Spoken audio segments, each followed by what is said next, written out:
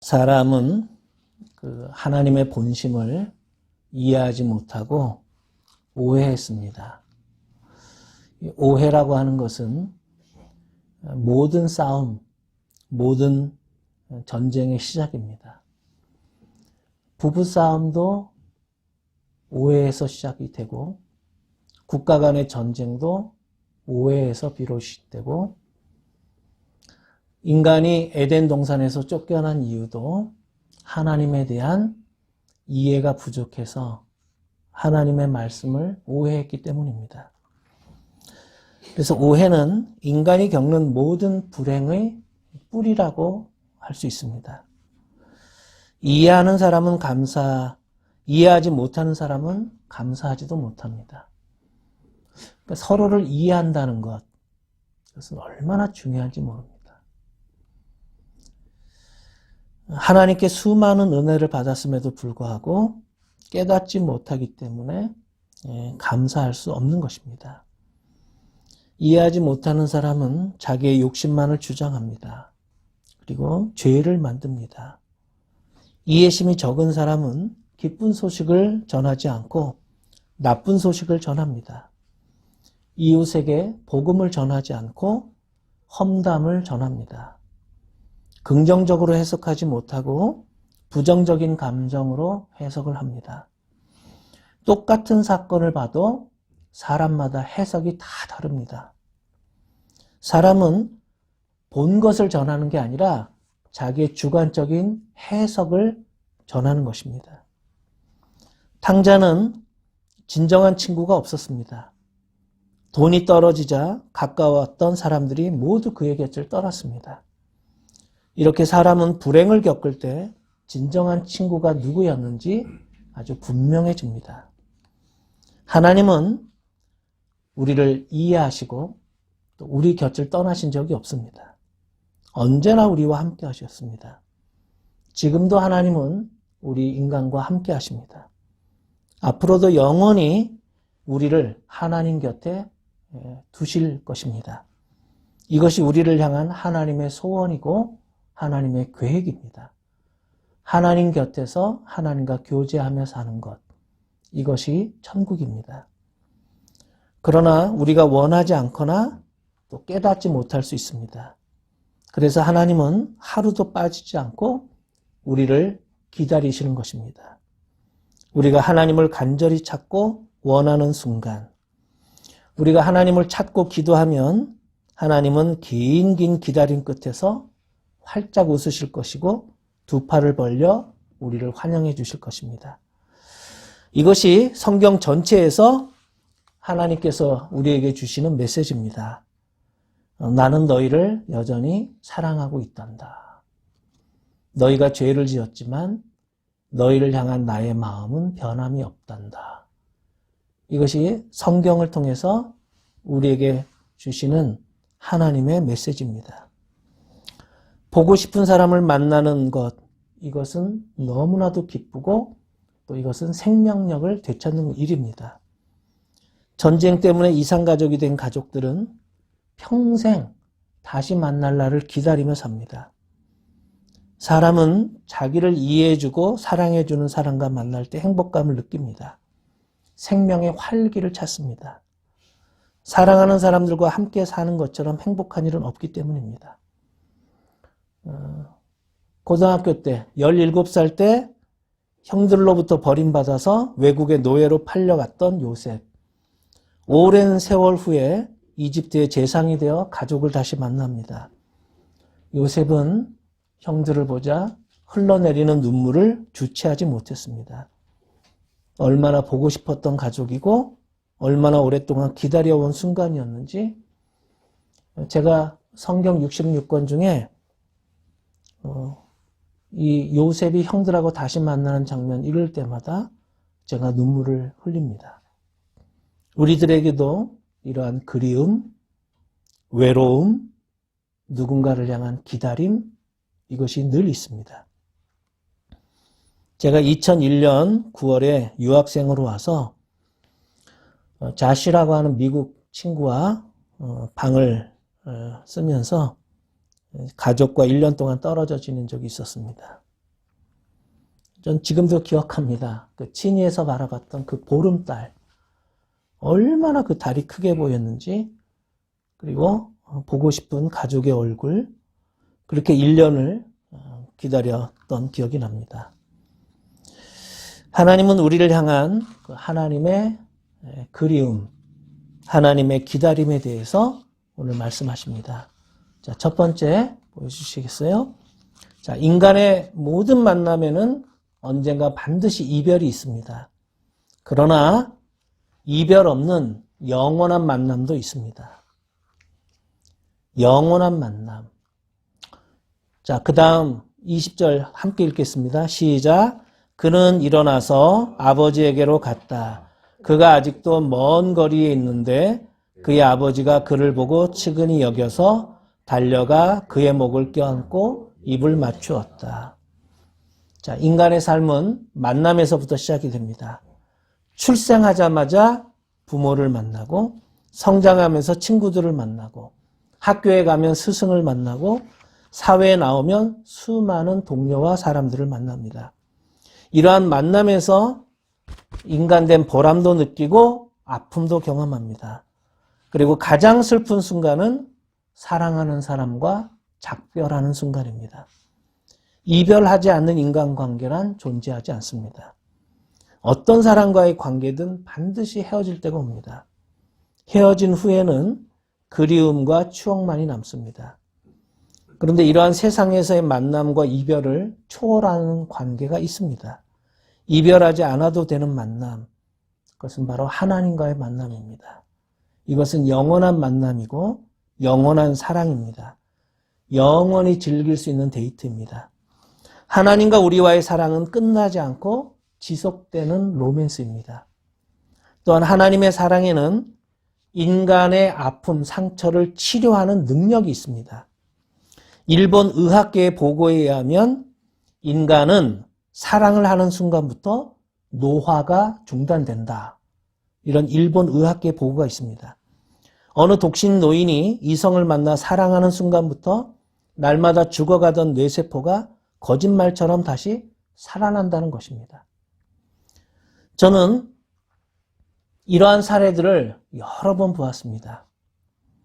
가장 인상적인 사례는 제가 존경하던 배말순 권사님이 사실은 암 환자였고 그리고 나중에 건강이 많이 악화가 되어서 사실은 운전조차도 하기 어려운 상태까지 되었습니다. 그런데 배말순 권사님께 하나님이 아주 너무 좋은 분을 한 분 보내주셨습니다. 이인배 성도님을 보내주셨는데 이 두 분이 사랑을 하기 시작했습니다. 그리고 두 분은 외롭게 살다가 재혼을 하셨습니다. 그리고 타코마로 이사를 하셨습니다. 그렇게 아팠던 권사님이 지금은 얼마나 건강한지 모릅니다. 바닷가에 가서 대여섯 시간 낚시를 해도 끄떡없을 정도로 그렇게 건강하시고요. 건강만 회복된 게 아니고 기쁨이 회복이 되었습니다. 얼굴이 얼마나 밝아지셨는지 몰라요. 감사가 충만합니다. 누군가를 사랑하게 되면 이렇게 젊어지고 예뻐지고 활기차지고 생명력이 넘친다 하는 것을 볼 수 있습니다. 우리는 이런 사례들을 자주 볼 수 있습니다. 우리는 사랑하고 용서하고 기뻐할 때 생명력이 넘칩니다. 하나님은 우리 인간과 화해하고 싶으셨습니다. 그래서 예수님을 보내주셨습니다. 예수님은 우리를 향한 하나님의 마음을 이 탕자 비유 이야기를 통해서 우리에게 하나님의 마음을 전하고 계십니다. 우리가 하나님의 이러한 마음을 받아들이고 우리가 하나님께로 돌아가면 어떤 일이 일어날까요? 놀라운 기적들이 일어납니다. 우리의 깊은 상처들이 치유가 되기 시작합니다. 그리고 하나님은 우리 마음에 신비로운 평강을 주십니다. 죄 때문에 망가진 자존감, 추락한 자존감이 회복됩니다. 탕자가 집으로 돌아오면서 자신을 이 일꾼들 중에, 품꾼들 중에 하나로 삼아달라고 했지만 아버지는 그를 아들의 신분으로 회복시켜 주셨습니다. 아버지가 가진 모든 권한을 그가 다 행사할 수 있도록 했습니다. 너무도 사랑하는 아들, 보고 싶었던 아들을 만난 아버지는 행복했습니다. 요한복음 8장 35절 보여주시겠어요? 함께 읽읍시다. 시작. 종은 언제까지나 집에 머물러 있지 못하지만 아들은 언제까지나 머물러 있다. 언제까지나. 하나님은 우리를 종이 아니라 우리를 자녀로 삼아 주셨습니다. 자녀는 집에서 눈치 보지 않습니다. 언제까지나 하나님 집에, 아버지 집에 머물러 있을 수 있습니다. 자, 두 번째입니다. 또 함께 읽읍시다. 시작. 하나님을 만난 사람에게는 신명나게 살게 하는 기쁨이 있다. 기쁨이 있습니다. 하나님과의 만남. 여기에는 늘 기쁨이 있습니다. 오늘 21절부터 23절 다시 한번 읽습니다. 21절 시작. 아들이 아버지에게 말하였다. 아버지, 내가 하늘과 아버지 앞에 죄를 지었습니다.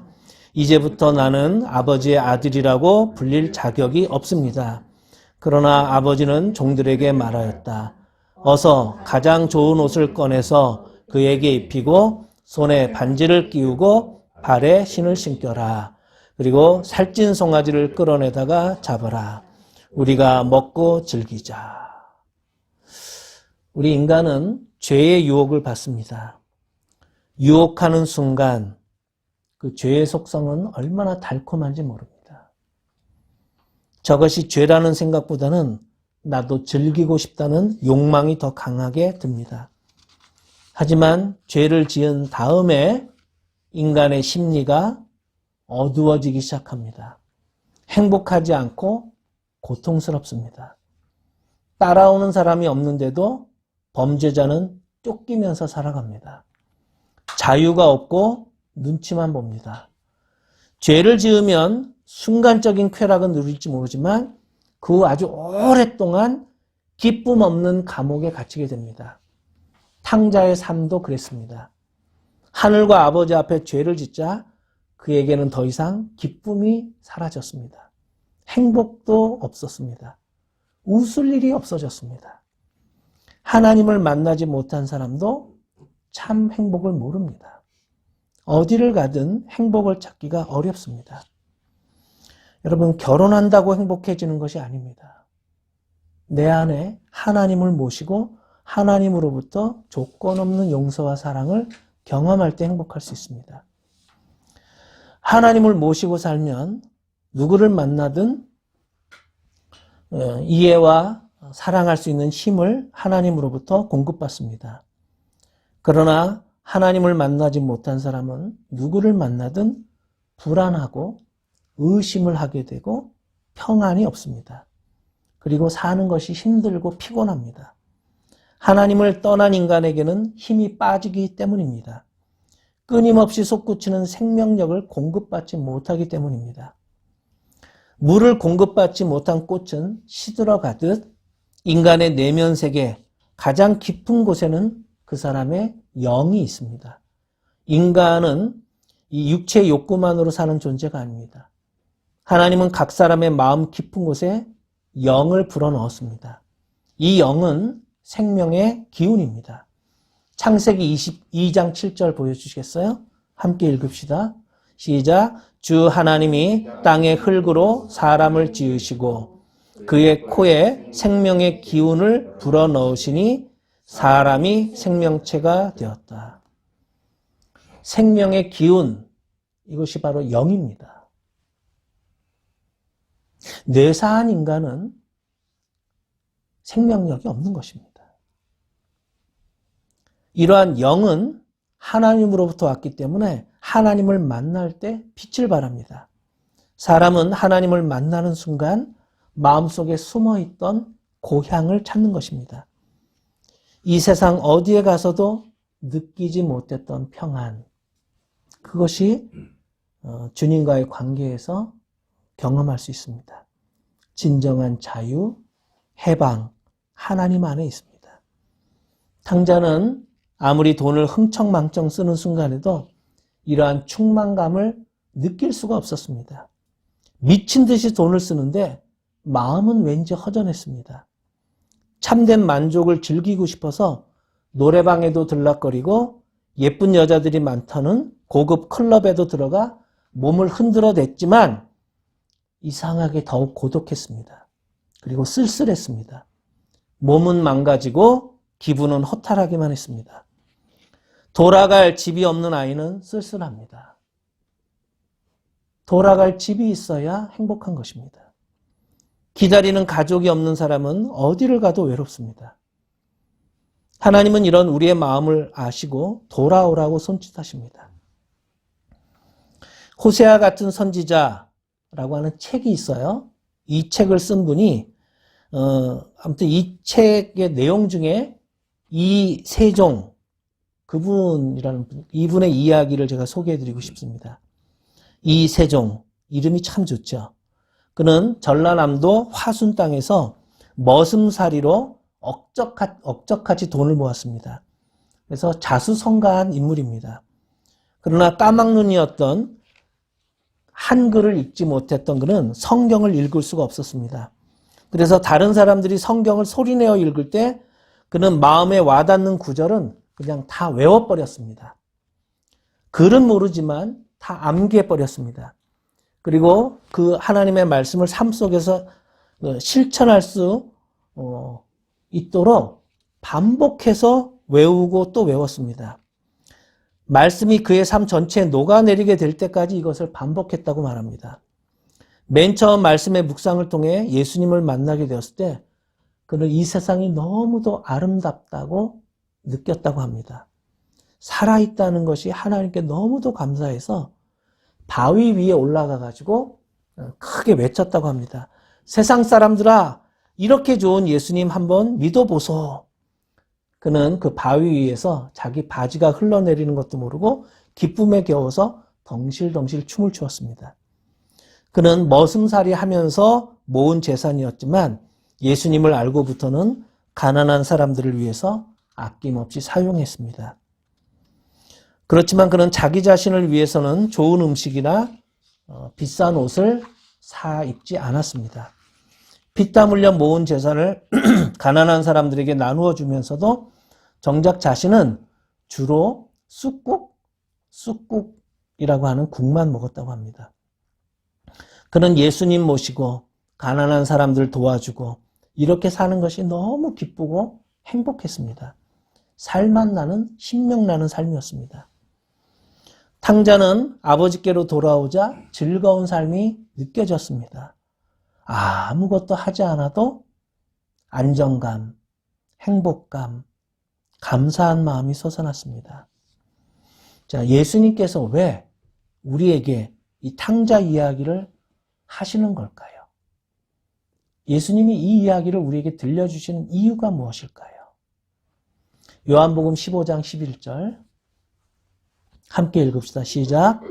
내가 너희에게 이러한 말을 한 것은 내 기쁨이 너희 안에 있게 하고 또 너희의 기쁨이 넘치게 하려는 것이다. 하나님과의 만남에는 영적인 기쁨이 있습니다. 마지막 세 번째입니다. 함께 읽읍시다. 시작. 하나님께 기도하는 사람은 목표가 생긴다. 목표가 생긴다. 사는 이유, 그리고 삶의 방향, 그리고 무엇을 성취하고 싶다는 목표의식, 이것이 생기고 그 목표가 이루어질 때 말할 수 없는 성취감, 행복감을 누릴 수 있습니다. 자, 24절 또 보실까요? 자, 시작. 나의 이 아들은 죽었다가 살아났고 내가 잃었다가 되찾았다. 그래서 그들은 잔치를 벌였다.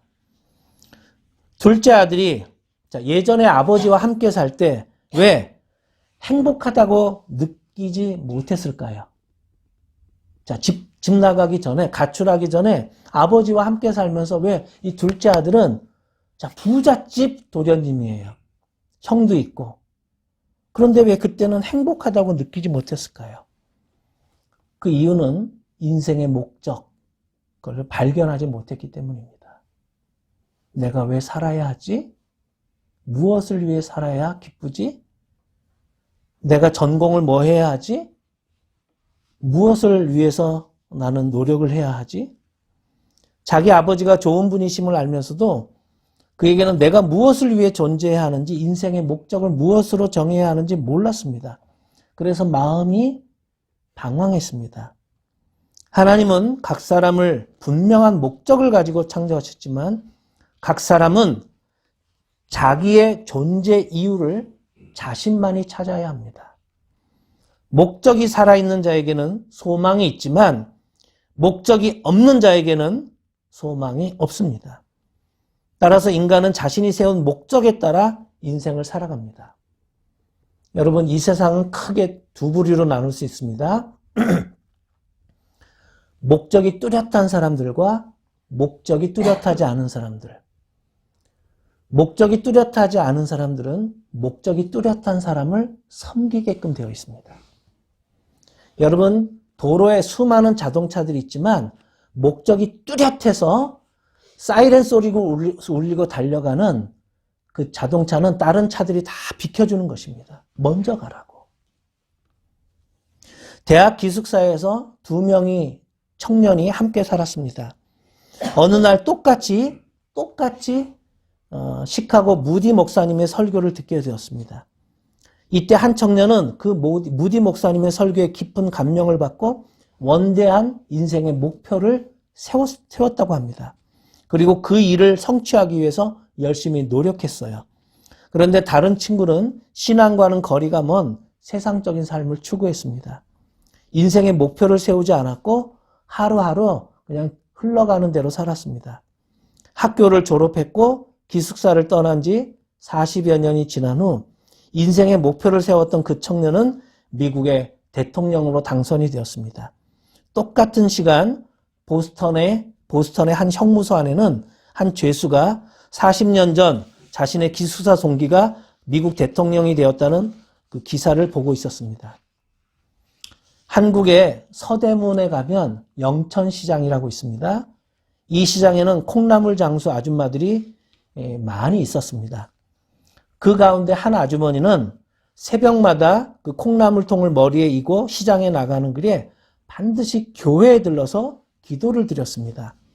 그녀는 하나님께 기도를 드리면서 인생의 목표를 정하게 되었습니다. 예수님과 함께 살면서 자식들을 믿음으로 성장시켜서 내 자식들을 하나님의 일꾼들로 길러내는 꿈이었습니다. 결국 그녀는 아들을 훌륭한 사업가로 키워냈습니다. 아들은 훗날 큰 제약회사의 사장님이 되었습니다. 그리고 이 아들은 기억합니다. 어머니가 매일 새벽마다 교회에 나가 열심히 기도하시던 일을 잊지 못합니다. 엄마의 그 기도 덕분에 지금 내가 존재하는 것이라고 생각합니다. 그리고 어릴 적 들려오던 교회 종소리, 그 종소리가 연상되도록 자기의 제약회사 심벌 마크를 종으로 정했습니다. 그래서 자기 그 제약회사의 모든 제품들을 CF 광고를 낼 때마다 띵 종소리가 나게끔. 왜 자기 제약회사의 심벌 마크를 종으로 했는가? 어릴 적 어머니가 늘 교회에 가서 기도하시던 그거를 해서 자기 제약회사의 종소리를 심벌 마크로 정한 것입니다. 여러분은 하나님의 그리움을 아십니까? 우리를 기다리고 계시는 주님의 심정을 생각해 보신 적 있나요? 주님은 사랑하는 우리에게 다음과 같이 약속하셨습니다. 보여주시겠어요? 함께 읽읍시다. 시작. 내가 가서 너희가 있을 곳을 마련하면 다시 와서 너희를 나에게로 데려다가 내가 있는 곳에 너희도 함께 있게 하겠다. 이것은 예수님께서 우리에게 해주신 약속입니다. 우리가 앞으로 영원히 살아갈 집, 그곳을 예비해 놓으셨다. 다윗에게는 영원한 소망, 간절한 소원이 있었습니다. 시편 23편 6절 보여주시겠어요? 시작. 진실로 주님의 선하심과 인자하심이 내가 사는 날 동안 나를 따르리니 나는 주님의 집으로 돌아가 영원히 그곳에서 살겠습니다. 이것이 다윗의 소원이고 영원한 소망이었습니다. 주님의 집으로 돌아가 영원히 그곳에서 살겠습니다. 왜 1년 365일 절기를 시작하면서 대림절 혹은 대강절부터 시작하는가? 왜 초를 하나 켜는가? 다음 주일은 초 2개가 켜질 겁니다. 대림절 셋째 주일, 넷째 주일, 그리고 성탄절이 옵니다. 예수님을 다시 만날 날을 기다리는 이 기다림의 촛불이 강단 위에 켜져 있습니다. 주님은 우리에게 약속대로 다시 오십니다. 신랑이신 예수님을 기다리는 슬기로운 5명의 처녀처럼 우리에게는 사랑 어린 그리움이 있습니다. 기다림 속에서 우리의 신앙은 아름답게 연걸어 갈 것입니다. 영원한 꿈을 주시고 인생의 목표를 세우게 하시며 그 일을 성취하시는 하나님께 우리는 감사드립니다. 기도하겠습니다. 하나님, 오늘은 집 나갔다가 돌아온 이 탕자 이야기를 통해서 우리를 기다리시는, 우리를 그리워하시는 아버지의 마음을 조금 더 이해하게 해주시니 감사합니다. 우리에게는 상처가 많아서 기쁨을 잃었었고 슬픈 이별 때문에 우울함에 빠졌던 저희들입니다. 그러나 주님은 다시 이별 없는 영원한 만남이 있다는 것을 알려주시니 감사합니다.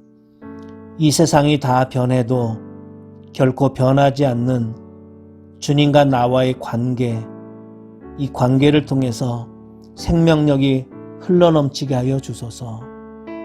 고요한 기쁨을 누리게 하여 주세요. 기도하는 사람의 꿈을 이루어지도록 만들어주시는 하나님께 감사를 드립니다. 예수님의 이름으로 기도합니다.